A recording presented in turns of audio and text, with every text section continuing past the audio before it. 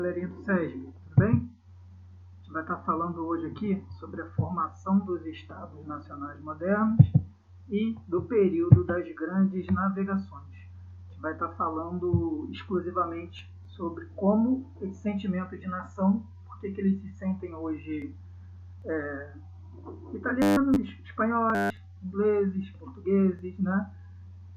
Ingleses, sentimento de entendimento do que é ser um país formado e por que isso foi acontecendo lá na Europa. Hoje em dia a gente também já tem essa noção aqui na América do Sul, né? Cada um dentro da sua nacionalidade, mas isso antigamente não era assim.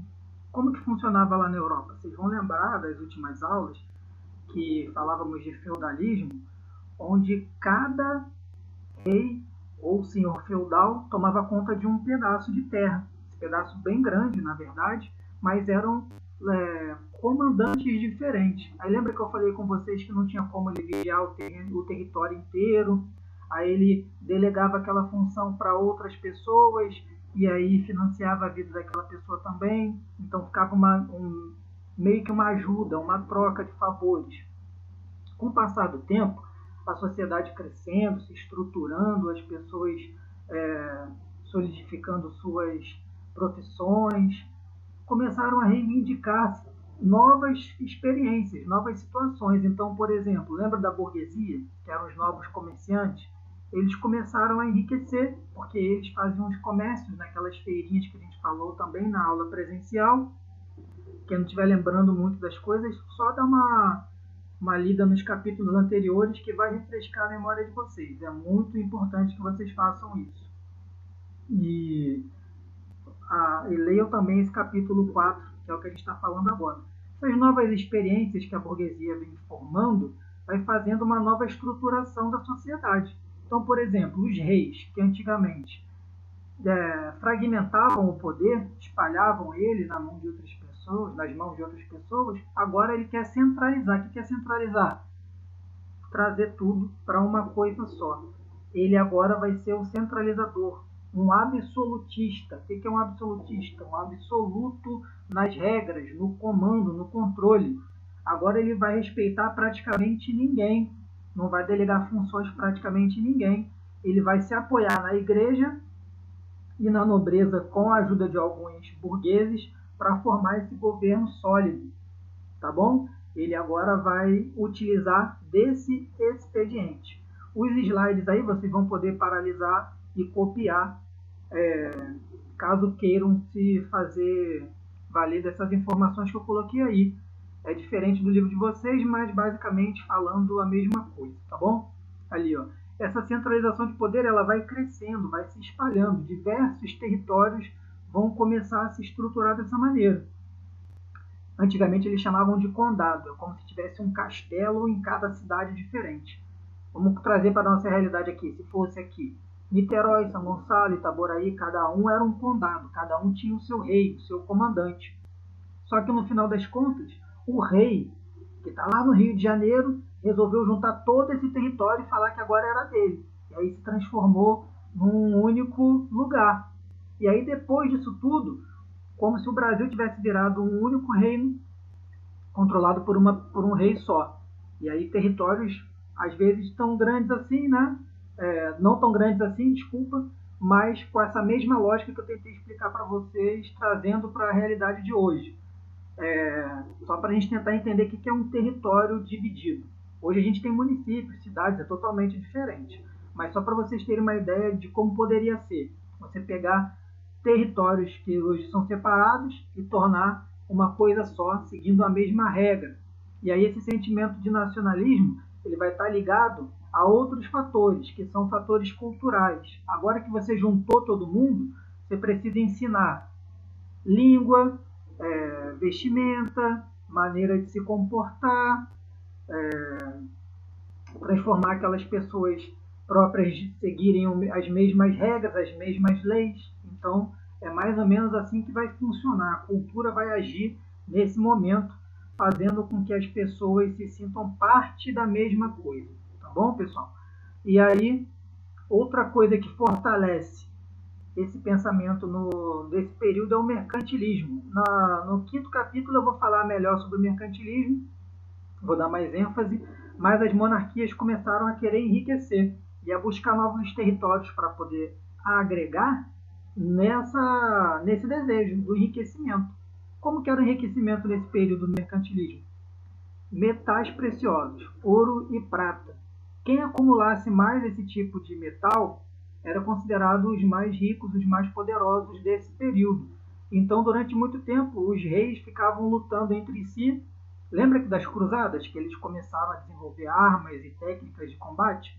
Isso tudo está trazido para esse período aqui também, continuou. E agora eles começam a lutar não só pela questão religiosa, que era na época das cruzadas, mas eles estão agora disputando território por conta das minas, onde eles podem explorar, aumentar essa exploração dos metais preciosos, tá bom? E aí, vou trazer para vocês agora aqui só um pouco sobre os teóricos, algumas pessoas que escreveram nesse período. Vou tentar ser rápido, porque senão o vídeo vai ficar muito longo. Primeiro é Maquiavel. Maquiavel ele vai escrever um livro chamado O Príncipe. Olha aqui, eu tenho esse livro aqui. Ele é um livro muito relevante para a historiografia até hoje. E nesse livro ele vai dar algumas dicas, tá? De como o príncipe, o rei, ele deve se portar como governante. Ele deve se portar diante dos seus súditos, diante do seu reino ali. E ele diz que ele tem que mesclar a sua característica. Ele pode ser um cara mais severo, mais rígido, mas de vez em quando ele tem que abaixar um pouco a bola dele para ele satisfazer um pouco as vontades do povo, para que ele não sofra uma revolta, uma rebelião. Então ele tem que saber dosar, mas tem que ser enérgico a maior parte das vezes. E o Thomas Hobbes, que é o cara que escreve o Leviatã. O Leviatã ele vai estar dizendo que o homem é o lobo do homem. O que é o homem ser o lobo do homem? Ele diz que todos nós, aí vocês vão parar e vão refletir. Fica até uma reflexão para vocês. É muito interessante isso que eu vou dizer agora. Como se nós nascêssemos já propensos a cometer maldades, cometermos atos de violência se não formos controlados. Se ninguém me controlar, eu posso, a qualquer momento da minha vida, atingir o ápice de uma crueldade, de uma maldade, de uma violência e praticar isso contra o outro. Mas, se o Leviatã ele criar regras, criar leis que eu seja obrigado a cumprir para que eu não seja punido rigorosamente, eu vou ficar tranquilo, eu vou ficar na minha. Então é mais ou menos assim que ele pensa. As pessoas elas precisam ser controladas por regras bem rigorosas. Se você descumprir, as punições são as mais severas possíveis. A gente está falando aqui de uma época em que a condenação à morte era normal, super tranquila, acontecia aos montes, enforcamentos aqui nessa época era um prato cheio, acontecia bastante. Tem essas imagens assim recuperadas, né? Essas pinturas antigas. E aí, pessoal, para falar de exploração comercial europeia, eu vou seguir aqui no mesmo vídeo. Se ficar um pouco longo, talvez eu pare depois para fazer em duas partes, mas acho que vai dar. Então, o que é essa expansão comercial? À medida que os países europeus foram se desenvolvendo, foram também detonando com as suas jazidas de metais preciosos. Então, começaram a explorar outros territórios, conquistar e aumentar o seu próprio território, até que depois não tinha mais como essa expansão ser tão natural ou menos violenta, eles começaram a buscar novas possibilidades. E aí que eles vão se lançar pelos mares para buscar essas novas possibilidades de matéria-prima, possibilidades comerciais também, já que eles são muito interessados nas especiarias que eles encontravam na Ásia, no Oriente Médio. Então, por exemplo, os portugueses e os espanhóis são os que primeiro vão fortalecer esse tipo de processo que a gente está descrevendo aqui agora. Eles vão se lançar ao mar buscando novas rotas de comércio para conseguir dialogar com a Índia, por exemplo, que lá tem muita especiaria. Pimenta, né, noz moscada, açúcar. A gente vai estar falando disso mais para frente aqui também. Vocês vão estar podendo copiar caso vocês queiram, tá? Aqui algumas dessas rotas que os portugueses vão encaixar durante esse período. Tá vendo esses pontilhados aqui? Eu vou tentar passar o cursor, não sei se vocês vão conseguir ver. Essas rotas de verde aqui, elas eram mais rápidas, tá vendo? Era muito mais fácil chegar à Índia por aqui. Só que para passar por dentro da Itália, a Itália está mais ou menos por aqui, os impostos começaram... Aqui a Itália. Para passar por essa região aqui, a Itália começou a cobrar muito imposto. E aí os portugueses e espanhóis que estão aqui, ó, eles começaram a ter que buscar novas rotas, sair pelos mares, buscando novas possibilidades de chegar na Índia. Ninguém sabia a quantidade de terra que tinha aqui para baixo na África, por exemplo. Então, eles deixaram de passar por aqui para não ficar dando dinheiro para italiano o tempo inteiro. Aí os italianos continuaram usando essas rotas aqui para eles, mas, por exemplo, deixaram de lucrar, porque agora portugueses e espanhóis começaram a tentar ir por outro lado. Mas vocês observam que é bem longe, e de caravela isso aqui demora muito, são meses no mar, são meses. Isso demora muito, pessoal, demora demais. E aí de pontilhado aqui, ó, azul, amarelo e vermelho, vocês vão observar as expedições que aconteceram depois. Cada uma teve um sucesso diferente do outro. A de Bartolomeu Dias chegou até aqui, ó, até aqui embaixo, no Cabo das Tormentas. Ele acabou vindo só até aqui, só que até chegar aqui ele também passou por outros territórios do continente africano. E eles foram percebendo que também tinham como explorar aquele território. E foi isso que eles fizeram durante um bom tempo também. E a gente tem Vasco da Gama, que é esse pontilhado amarelo aqui. A galera que é Vasco aí, olha aqui, ó, professor de vocês é Flamengo, desculpa aí, vascainada, Flamengo tá aí, mas foi o Vasco da Gama que conseguiu chegar aqui nas Índias e fazer esse contato comercial com os indianos. Voltando aqui, ó, por que a galera chama índio aqui no Brasil de índio? Que é até um termo que a gente nem está usando mais, os próprios indígenas pedem para que sejam chamados de indígenas ou de nativos. Mas porque quando eles chegam aqui, isso aqui a gente vai falar muito mais lá para frente, não é matéria de agora, eles estavam achando que tinham chegado nas Índias. Chegamos na Índia, estou falando com índio. Aí quando perceberam, né, que não era Índia, chamaram eles de índio. Meio que um nome pejorativo, por isso que a galera não está usando mais. Tá legal, pessoal? Então ali, ó, as especiarias e as porcelanas que eles queriam ir lá comprar, vender, né? Fazer a troca. É pimenta, é cravo, é gengibre, noz moscada, para modificar o paladar e também na questão farmacêutica ali para a fabricação de remédios, os paliativos ali para as dores que a galera sentia naquela época. E as porcelanas que eram para as famílias reais utilizarem no seu dia a dia ali para comer, né? A Espanha também fez uso desse mesmo expediente. E aqui, só para vocês terem uma ideia, o que Cristóvão Colombo achava é que indo sempre para oeste vai estar seguindo, desculpa, a câmera está invertida, para o outro lado lá de vocês, é como se estivesse indo para o lado esquerdo de vocês. O oeste para ele acabaria chegando lá no Oriente, que é onde eles tinham comércio com os chineses, né? com essa galera do período na época da compra da seda, por exemplo. E aí ele achou que fazendo isso chegaria lá. Acabou que nessa ida para oeste eles se depararam com esse novo continente americano, que eles chegaram lá em cima, onde hoje está localizado os Estados Unidos, México ali, que é a América do Norte. Primeiro eles chegam ali embaixo, América Central, América do Norte, e se deparam com um novo continente. Tá bom? E aí, galera, vamos seguindo aqui. Vamos seguindo aqui para o Tratado de Tordesilhas. É um tratado que ele ficou conhecido mais para a historiografia, mas na prática mesmo ninguém respeitou. Por que ninguém respeitou? Vou falar meio que é o absurdo desse tratado para a época. Espanha e Portugal estavam viajando primeiro que todos e encontraram esses lugares aqui no continente americano.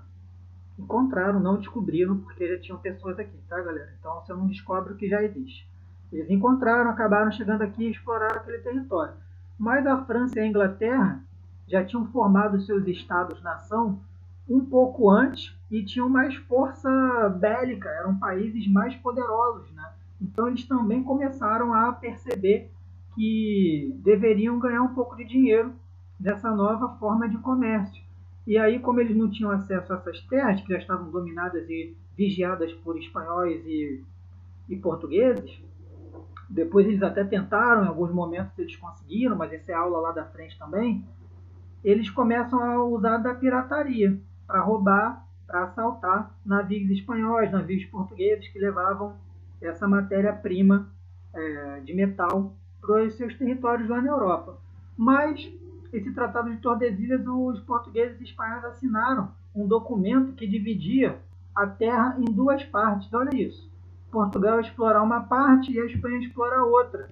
Então deixa eu mostrar para vocês aqui esse mapa, para vocês olharem como ficou essa divisão do território do mundo entre Portugal e Espanha. Aqui no meio do território que ficaria com os portugueses, tá vendo aqui? Parte do Brasil, do atual Brasil, está aqui. E depois, aqui é como se a Terra tivesse colocada num mapa plano, mas a Terra é redonda, beleza? Terra é redonda, tá? Todo mundo sabe disso. Ela não é plana, mas aqui só para a gente ter como era. E aí a Espanha ia ficar com o restante que Portugal não ficou. Então ninguém respeitou isso aí, né, galera? Vocês estão vendo o tamanho do planeta aí? Não tem como dividir isso entre dois países. Mas na época eles tentaram fazer isso. E aí, à medida que eles foram encontrando mais terras aqui da América, onde eu estou passando aqui o mouse para vocês, o cursor, eles foram se deparando com novas possibilidades. Esse Tratado de Tordesilhas serviu aqui no continente da América do Sul durante um período em que Brasil e outros países da América do Sul foram colônia de Espanha e Portugal. Essa é aula mais para frente também, eu explico isso melhor. Mas, no geral, esse Tratado de Tordesilhas não dividiu o mundo da maneira que está aqui, não. Só serviu aqui, nesse pequeno espaço, para a Espanha e Portugal não ficar brigando, e depois eu explico melhor isso mais lá para frente.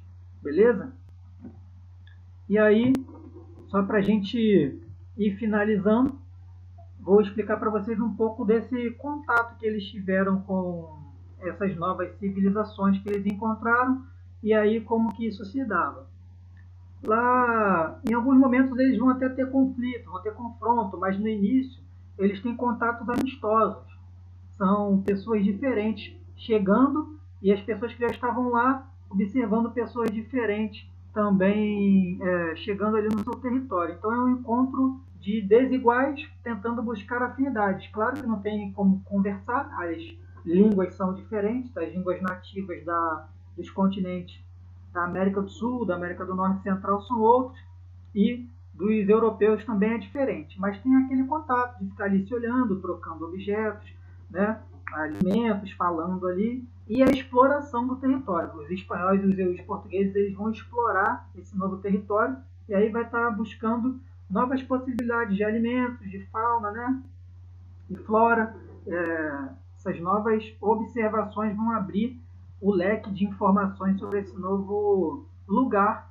Eles, em algum momento eles chamavam de Novo Mundo, porque era totalmente diferente da Europa. O clima aqui é outro, tá? O lugar é totalmente diferente, a geografia do espaço aqui era outra. Então eles não tinham a menor noção de onde eles estavam e o que eles poderiam encontrar. Por isso que eles tinham medo dos monstros, né?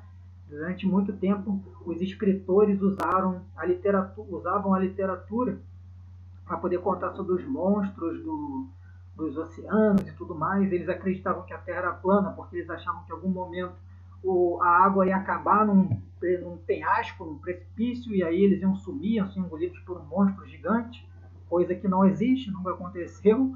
Né? Depois se descobriu que a Terra é redonda e você pode dar a volta nela, só vai usar meios de transporte diferentes, mas nessa época aí não, a galera morria de medo e era assim que eles pensavam. Né? Esse contato também, infelizmente, teve contato de pessoas com anticorpos, com doenças diferentes. Então, por exemplo, quando os europeus chegaram nas Américas, aqui onde hoje é a América, eles trouxeram várias doenças que antes não tinham. Tá vendo essa epidemia do coronavírus aí? Vocês estão vendo essa loucura? A doença surge num lugar e as pessoas se contaminam e levam ela levam o vírus pelos continentes, espalhando pelo mundo todo. Nessa época aqui foi igual. Muitas doenças da Europa chegavam aqui, acometiam os nativos que morriam por não saber se defender. O corpo não tinha as defesas biológicas e também não tinha na medicina da época, que era algo das plantas, né? Nada que ajudasse nesse combate. E também o contrário, né? Algumas doenças dos insetos, dos bichos aqui acometiam os portugueses que também não tinham noção do que estava acontecendo, mas pelo menos tinha a ajuda dos nativos com a medicina da época. Tá legal, pessoal? Então, vou pedir para vocês lerem bastante esse capítulo, marcarem o que vocês acham mais relevante. A gente vai trocando ideia lá pelo WhatsApp, sanando as dúvidas, ajudando vocês. E até a próxima. Abraço!